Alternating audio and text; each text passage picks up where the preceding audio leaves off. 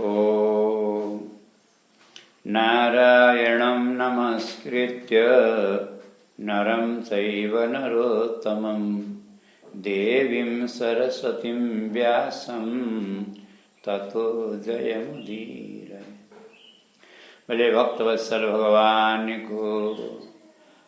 आउनुहोस् आदरणीय श्रद्धालु भक्तवृन्द, आजको सत्संग कार्यक्रमलाई हामी शुभारम्भ गरौँ।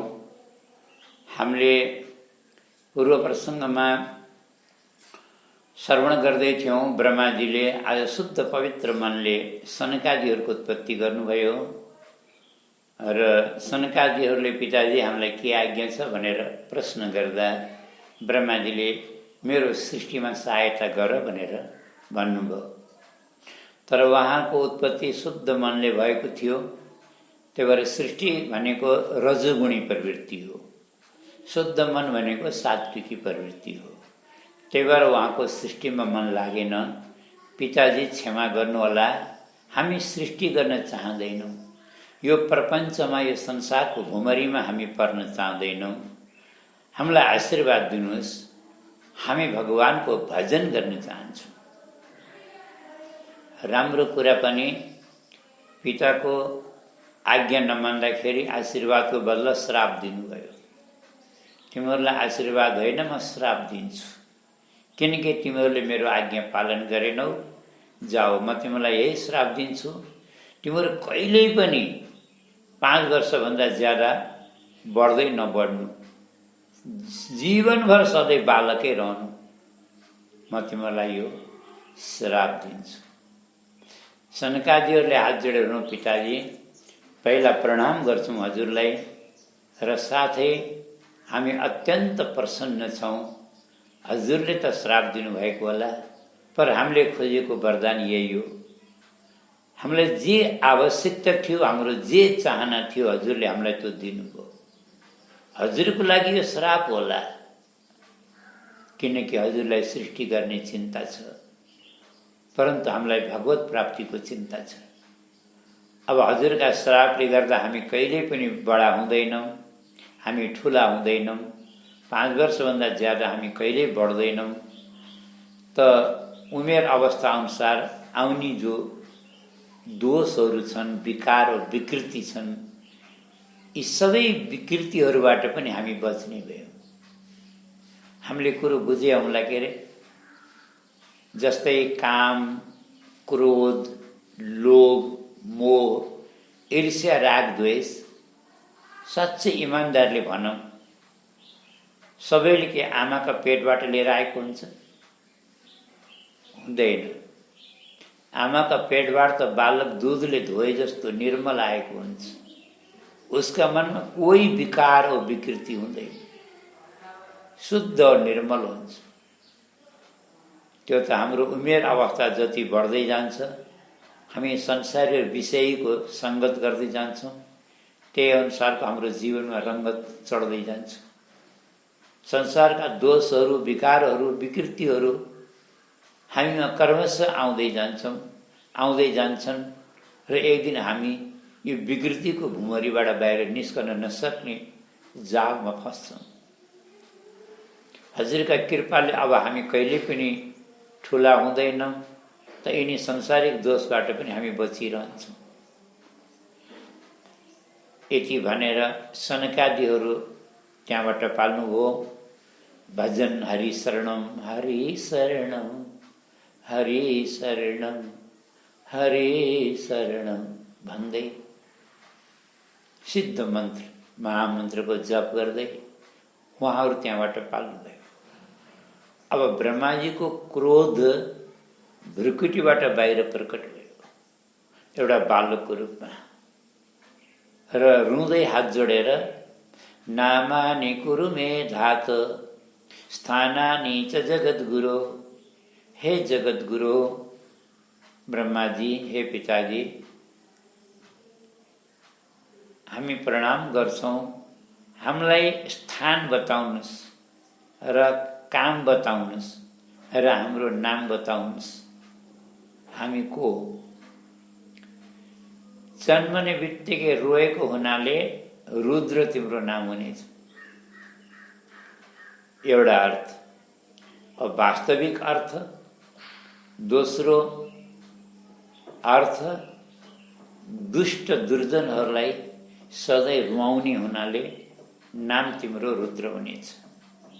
11 स्थान बताउनु भयो, 11 नाम बताउनु भयो, 11 पत्नी बताउनु भयो, परन्तु काम एउटै बताउनु भयो, सृष्टि। सृष्टिमा मेरो सहायता गर। अब रुद्र भगवानको सृष्टि भयङ्कर भयो। भूत प्रेत पिशाच यक्ष राक्षस आदि सृष्टि भयो। एक दिन ब्रह्माजी हेर्न भनेर जानुभयो। रुद्रले सृष्टि कस्तो गरेका छन् त हेरौँ भनेर जानुभएको। अब भूत प्रेत त भए। ब्रह्माजीलाई त खानेकुरा आए मानेछन् र मुख बाएर दौडे खान भनेर। ब्रह्माजीकै साथ हो। यो सृष्टिको तयारी हो कि प्रलयको तयारी हो? अब प्रलयका देवताले के को सृष्टिमा सहायता गर्थे? जाऊ हो तपस्या गर्न, प्रलय गर्ने बेला हुन्छ तब आउनु, तिम्रो काम छैन। यस्तो सृष्टि के कामला? यो सृष्टि बन्द गर। रुद्र भगवान त प्रसन्न हुनुभयो, खोजेकै यही हो। विवेश तपसे वनम। अब तपस्या गर्नको लागि जङ्गलमा जानुभयो। जङ्गल भन्नाले यहाँ बुझौँ है त, वास्तवमा यहाँ जङ्गल त छैन। यो सृष्टिको कुरा भइरहेछ नि, यो पृथ्वी लोकको कुरा होइन। किनकि पृथ्वी त छँदै छैन, रसातलमा छन्। यो कथा यो सृष्टि त ब्रह्मलोकको कुरा हो। त्यही भएर विवेश तपस्या वनमको अर्थ यहाँ विद्वानहरूले जङ्गल नभएर जलम भने। अमरकोशमा जललाई पनि वन भने। तो तपस्या गर्न उहाँ जलभित्र जानुभयो। अब ब्रह्माजीलाई चिन्ता भयो, सृष्टिको वृद्धि कसरी गर्ने त? उहाँले आफ्नो शरीरका 10 अङ्गबाट 10 प्रजापतिहरूको सृष्टि गर्नुभयो। मरीचि, अत्रि, अंगिरा, पुलस्त्य, भृगु, वशिष्ठ, दक्ष, कश्यप, नारद आदि यिनी 10 तत्र नारद। यिनी प्रजापतिहरूको उत्पत्ति गर्नुभयो। तर समुचित वृद्धि देख्नु भएन। त्यसपछि छाया या कर्दमोज यज्ञ, छायाबाट कर्दमको उत्पत्ति गर्नु, छातीबाट धर्म, पीठबाट अधर्म, अदृष्टबाट लोभ, वाणीबाट सरस्वती, और 4 वेद, 4 उपवेद, 7 छन्द, 7 समुद्र, वन, पहाड, पर्वत आदि गर्न त विशाल गर्नुभयो। तर जति गर्नुभयो त्यति नै रह्यो। ब्रह्माजी के चाहनुहुन्छ त भन्दा, यो सृष्टिको क्रम हो नि, यो आपसे आप बढोस्, मलाई प्रयास गर्न नपरोस्। अब यो कसरी हुन्छ त? ब्रह्माजीले फेरि आफ्नो शरीरलाई 2 भागमा विभाजित गर्नु, माने भावनात्मक रूपले।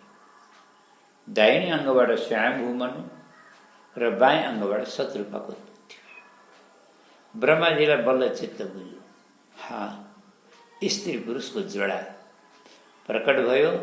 अब यिनीहरूले मैथुनी सृष्टिबाट सृष्टिको वृद्धि गर्छ। सृष्टि गर बाबु भनेर आदेश पनि दिनुभयो।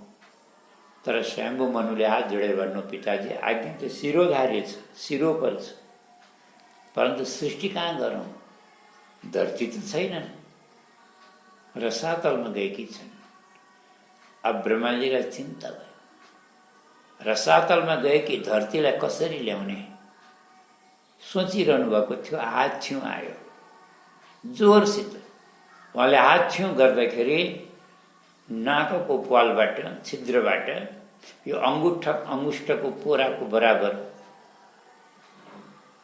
बराहको बालक प्रकट भयो, मतलब बँदेलको बालक। और हेर्दा हेर्दै विशाल और पर्वताकार। ब्रह्माजी त दङ्ग पर्नु। भर्खर त नाकाएर सानो निस्किया थियो, यति छिटै पर्वताकार भयो।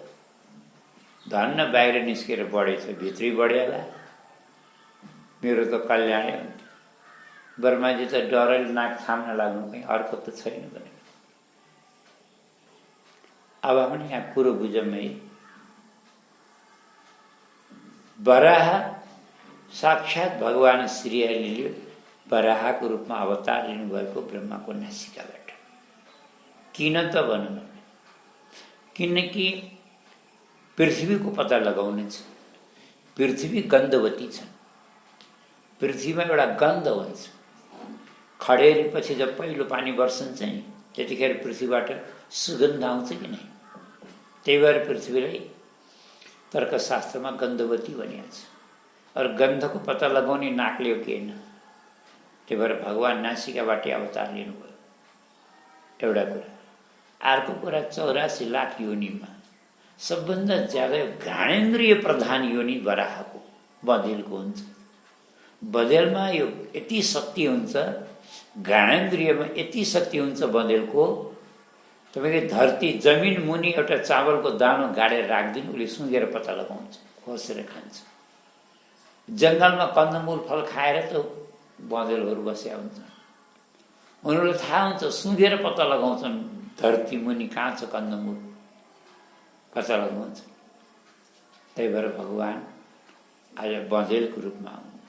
अनि तेस्रो पनि कुरा बताउँ, बराह, बँदेल अथवा सुँगुर साँच्चै भन्ने भने यो धरतीलाई सबभन्दा ज्यादा माया गर्ने प्राणी। हामीले बाटाघाटामा हेर्छौँ होला, फोहोरभन्दा फोहोरो ठाउँमा पनि सुँगुर कसरी बसेका हुन्छ धरतीमा। उसलाई स्वर्गभन्दा ज्यादा आनन्दमा पाएको हुन्छ त्यहाँ। त्यो धरतीसँग उसको सम्बन्ध त्यस्तो गहिरो सम्बन्ध छ। सबले हेर्दा हेर्दै पर्वताकार। प्रजापतिहरूले कल्पना गरे कोही साधारण जीव हुनै सक्दैन। भगवानको कोही माया हो। स्तुति प्रार्थना गर्न लागे। भगवानले गर्जना गर्नु, छलाङ लगाउनु, समुद्रमा रसातलमा पुग्नुभयो, सु गर्दै धरतीको पत्ता लगाउनु भयो, दाडमा राखेर धरतीलाई माथि आउनुभयो, आफ्नो आधार शक्ति दिएर पृथ्वीलाई स्थापित गर्नु। बीच मार्गमा एउटा दैत्य आएको थियो जसको नाम थियो हिरण्याक्ष। भगवानसँग युद्ध गर्न आएको थियो। भगवानले त्यसलाई उद्धार गरिदिनु भयो, त्यसको वध गरिदिनु भयो।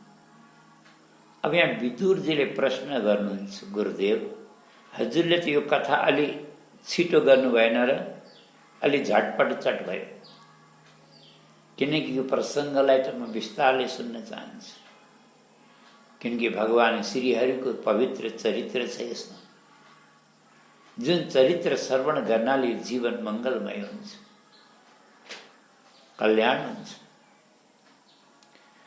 यो दैत्य कहाँबाट आयो, को थियो, किन मार्नु हो, किन लड्न खोज्यो, किन भगवानले वध गर्नुभयो, यसलाई म विस्तारपूर्वक जान्न चाहन्छु। त मैत्रेय मुनि भन्नुहुन्छ, धन्य हुनुहुन्छ विदुरजी हजुर। कथालाई सकिन लाग्यो भने पनि फेरि नयाँ बनाऊ, नयाँ मोड दिनुहुन्छ। आउनुहोस्, यो प्रसङ्गलाई म हजुरलाई विस्तारले बताउँछु। महर्षि कश्यपका धेरै पत्नीहरू छन्। हामीले अहिले सुन्यौँ नि, ब्रह्माजीका 10 पुत्र भए, मरीचि, अत्रि, अंगिरा, पुलस्त्य, पुलह, क्रतु, भृगु, वशिष्ठ, दक्ष, नारद। इनमें जो सबभन्दा जेठा मरीचिका कश्यप और पूर्णिमा नामका 2 पुत्र भए। मरीचि और कश्यप नामका 2 पुत्र भए। और कश्यप जी को तो सम्झनु, यो सारा संसार सृष्टि कश्यपबाटै ढाकिया छ भन्दा हुन्छ। अब पछि सम्झौँला यहाँको कुरा। यहाँका धेरै पत्नीहरू मध्येमा एउटी पत्नीको नाम थियो दिति। अरू दिदी बहिनीका सन्तान थिए, दितिका कोही सन्तान थिएन। अरू माताहरूलाई सन्तानको फेरि रहर हुन्छ। अब त्यसमा पनि अब दिदी बहिनीका देख्दाखेरि त झन्। एक दिन साँझको बेला थियो, दितिले महर्षि कश्यपसँग आफ्नो लागि सन्तानको कामना गर्नुभयो। महर्षि कश्यपले भन्नुभयो, दिति चिन्ता नगर, संसारमा कुन यस्तो पुरुष होला, पति होला, तिमी जस्ती धर्मपत्नीको इच्छालाई कामनालाई पूर्ण नगर्ला। म अवश्य तिम्रो इच्छा पूरा गर्छु, परन्तु यतिखेर साँझको बेला छ। शास्त्रले हामीलाई साँझको बेलामा चावडा काम नगर्नु भन्छ। ध्यान दिउँ है त के चत्वारि मानि कर्माणि सन्ध्यायाम परिवर्जयेत्। चावडा काम साँझमा कहिले नगर्नु। एउटा आहार, आहारम मैथुनम निद्रा, आहार भोजन नगर्नु। अच्छा एउटा कुरा, पहिलाका बच्चाहरूलाई न बाबु यस्तो गर्न हुन्न है भनेपछि तुरुन्तै हात जोडेर हुन्छ बाबा, हुन्छ बुबा भनेर तुरन्त स्वीकार गर्थे। पर आजभोलिका बच्चाले त्यसरी मान्दैनन्। तुरन्तै प्रश्न गर्छन्, किन गर्न हुँदैन? अब के भन्नुहुन्छ? त्यही भएर उत्तर आउँछ भने भन्नु, नत्र पहिलेदेखि चुप लाग्यो। किनकि नीति शास्त्रले के भन्छ? जसले साँझको बेलामा भोजन गर्छ उसको उदर विकार हुन्छ, रोग हुन्छ, ग्यास हुन्छ पेटमा। आहारे जायते व्याधि भनिएको छ, उदर विकार। त्यही भएर साँझमा भोजन नगर्नु। अर्को, सन्तानको कहिले पनि साँझमा इच्छा नगर्नु, कामना नगर्नु। जसले सन्ध्यामा सन्तानमा ध्यान दिन्छ, सन्तानको चाहना गर्छ, कामना गर्छ, त्यसलाई घरमा कहिले पनि राम्रा सन्तान पैदा हुन्न, जन्मन्न, राक्षस जन्मन्छ। आसुरी प्रवृत्तिका, राक्षसी प्रवृत्तिका नालायक सन्तान जन्मन्छन्। त्यही भएर साँझको बेलामा सन्तानको कामना कहिले नगर्नु।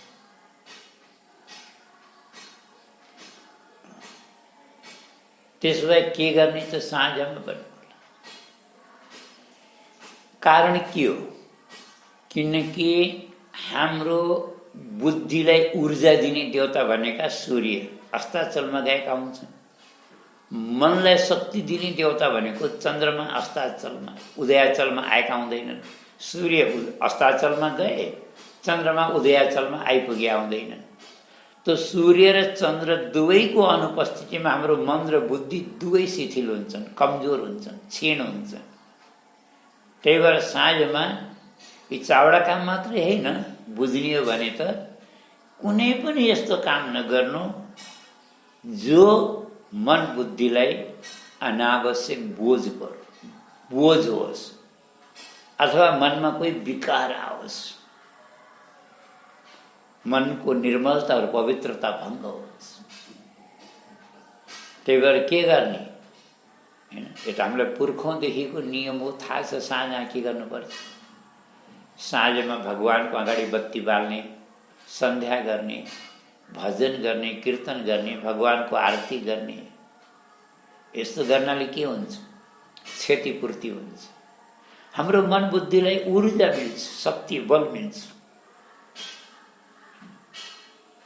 त्यही भएर साँझमा कहिले पनि सन्तानको इच्छा गर्नु हुँदैन। निद्रा भनेको साँझमा सुत्नु हुँदैन। जो साँझमा सुत्छन् सन्ध्याको बेलामा तिनीहरूको आयु घट्छ। आयु घटेपछि छिटो मृत्यु हुन्छ। अनि साँझको बेलामा स्वाध्याय गर्नु हुँदैन। उसको प्रतिभाको ह्रास हुन्छ, स्मरण शक्ति नष्ट हुन्छ। त्यही भएर महर्षि कश्यपले बडा राम्ररी सम्झाउनु, देवी मुहूर्तम प्रतिपालय, एक मुहूर्त प्रतीक्षा गर, पर्ख। परन्तु शास्त्रले के भन्छ? कामातुराणम न भयम न लज्जा। जो कामातुर व्यक्ति हुन्छ तिनीहरूको बुद्धि त पहिले भ्रष्ट भएको हुन्छ।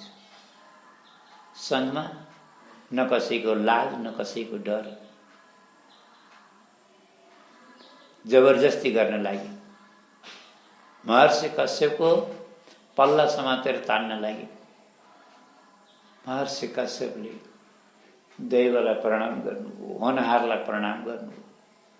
मान्छेले सबै काम गर्न सक्छ, परन्तु प्रारब्धलाई जित्न सक्दैन।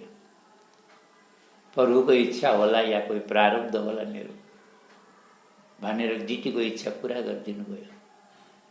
जल आचमन गरेर हात खुट्टा धोएर आसनमा गएर ध्यानमा लाग्नु।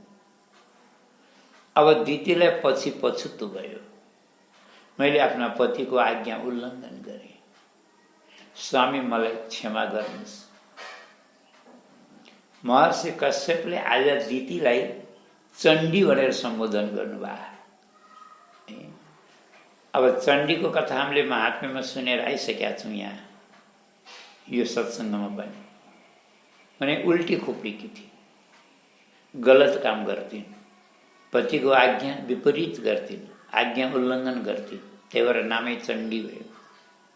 र आज महर्षि कश्यपले पनि दितीलाई चण्डी भनेर सम्बोधन गर्नुभयो। हेर, तिमीले मेरो आज्ञा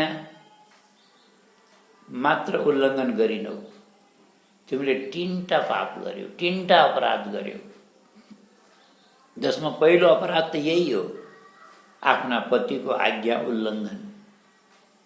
यो पनि एउटा अपराध हो। दोस्रो, तिमीले मुहुर्तको समयको अतिक्रमण गर्यौ, उल्लङ्घन गर्यौ, यो तिम्रो दोस्रो अपराध हो।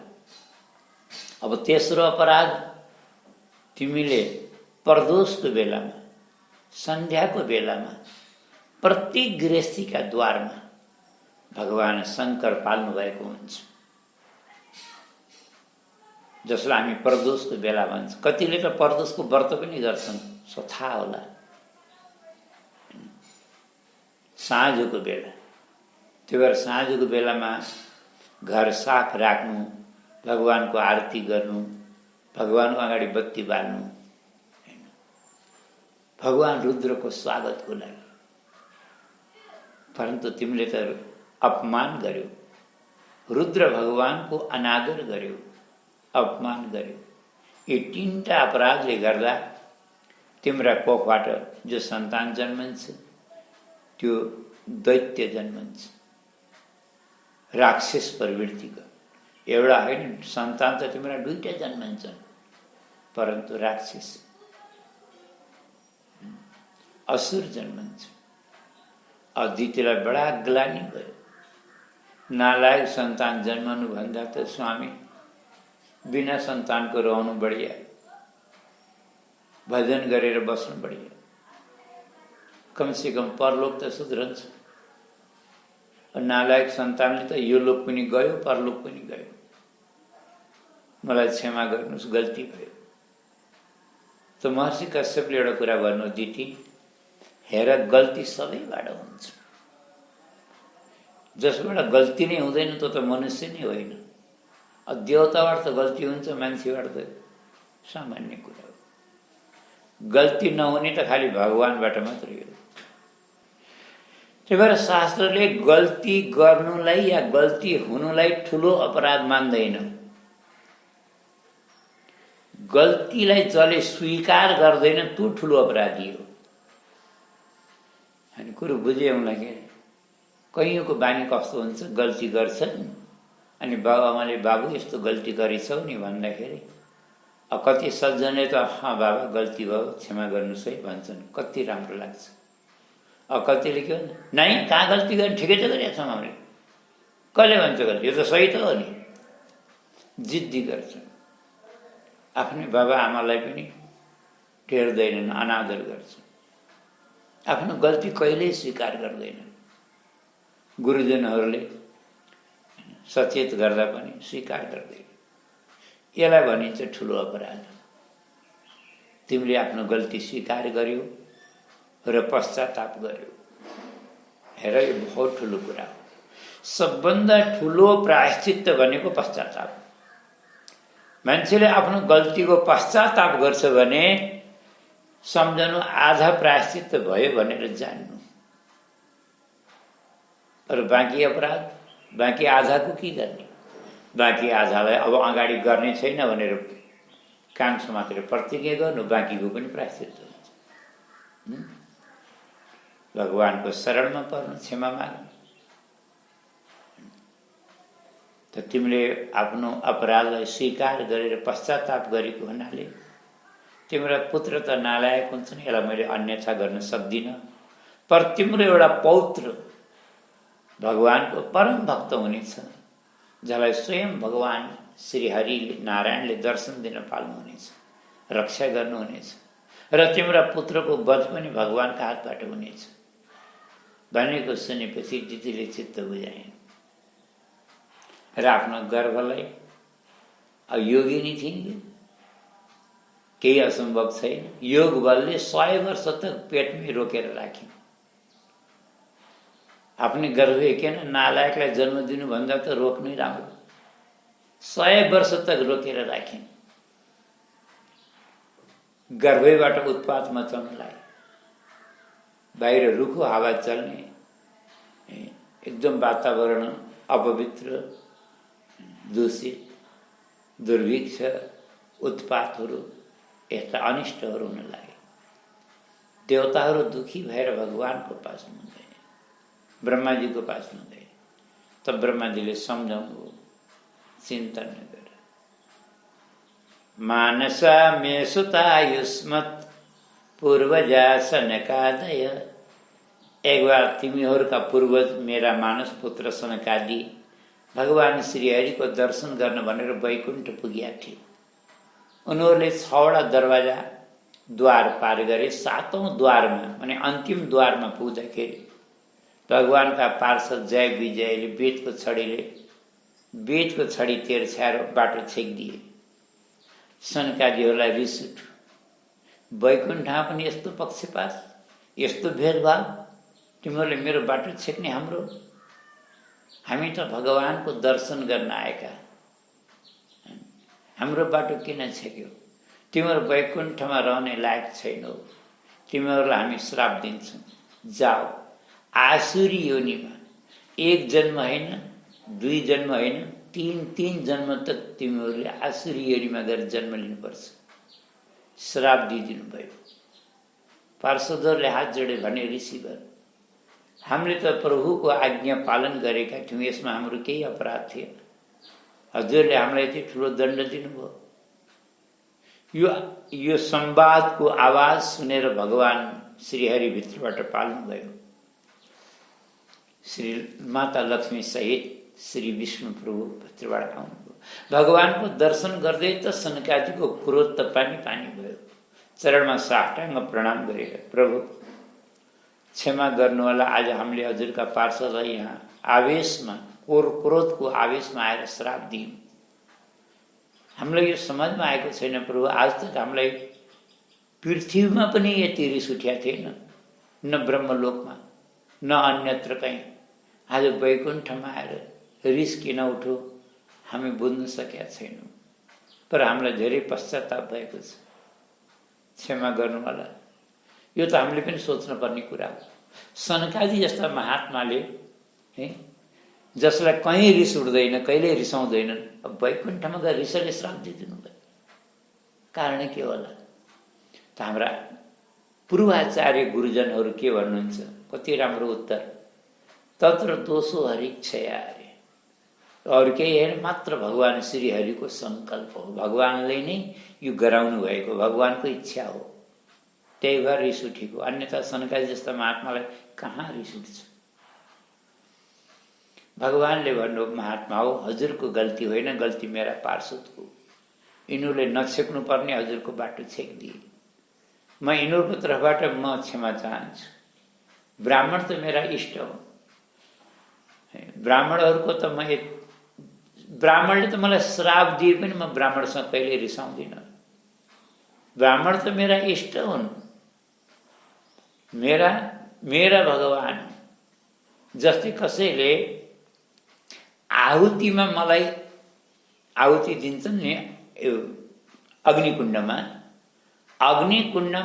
आहुति दिएर, मेरो नाममा आहुति दिएर पनि म त्यति प्रसन्न हुँदैन जति ब्राह्मणका कर्मिष्ठ ब्राह्मणका मुखमा मिठो भोजन बनाएर जसले आहुति दिन्छ, माने भोजन गराउँछ, ब्राह्मणको प्रत्येक ग्रासमा मेरो सन्तुष्टि, मेरो प्रसन्नता हुन्छ।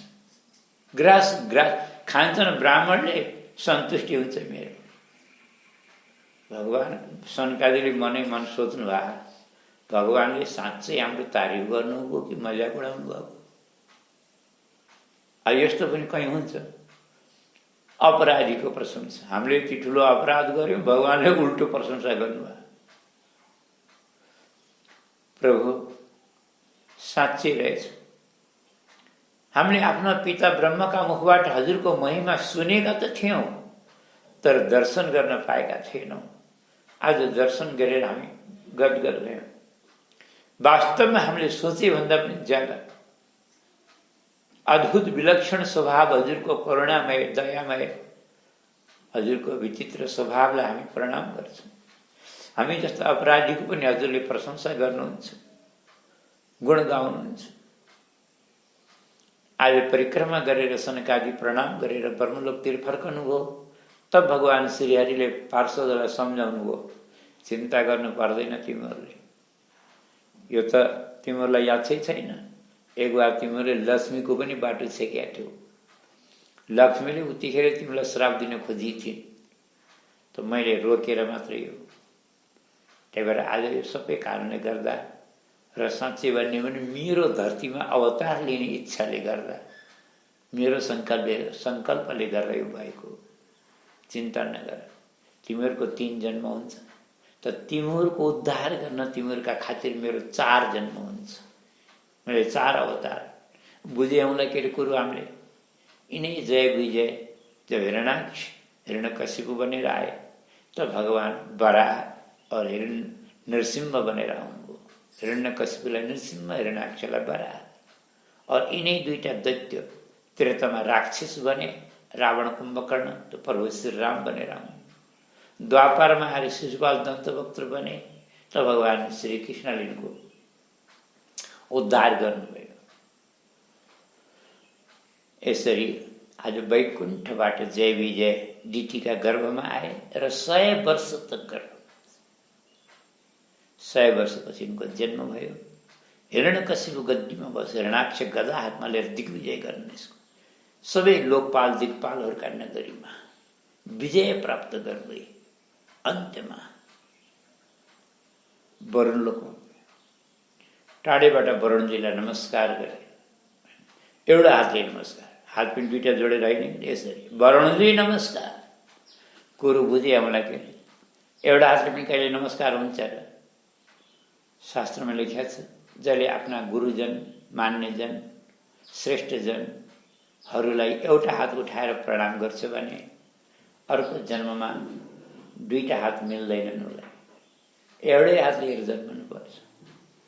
तो यो अपराध हो, अभिमानको प्रतीक हो, मातेको लक्षण हो। तर एउटा हात उठाएर कहिले नमस्कार नगर्नु। अब अर्को हात खाली छैन भने के गरौँ त भन्ने प्रश्न होला, केही फरक पर्दैन। अर्को हात खाली नभए शिर निहुर्याएर हजुर प्रणाम श्रद्धापूर्वक गर्नु बहुत राम्रो लाग्छ। पर एउटा हात उठाएर ठाडो नमस्कार नगर्नु निषेध गरिएको छ शास्त्रले। थाहा छ वरुणलाई यसले मेरो सम्मान गरेको होइन, मजाक उडाएको, तर पनि जानी जानी सोध्छन्, हे दैत्येन्द्र कति कारणले गर्दा यहाँ आएका हो, केही सेवा छ भने भन। होइन, मेरो हातमा खुजुली भएको थियो, चिला थियो, कोही लड्नेवाला प्रतिद्वन्दी पाइन, तिमीले दिग्विजय गरेर वरुण पद पाएका हो भन्ने सुनेको थिएँ, त्यही भएर तिमीसित लडौँ कि भनेर आएको।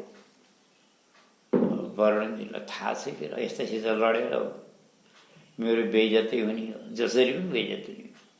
त्यो भएर ठिक सुनेछ, हुन त हो, तर म अहिले एउटा यज्ञ गर्न लागेको छु, अनुष्ठानमा बसेको छु।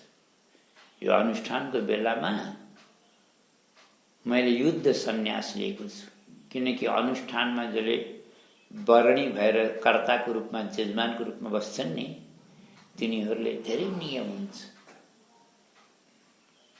क्रोध गर्न हुँदैन, बोले भक्तवत्सल भगवानको।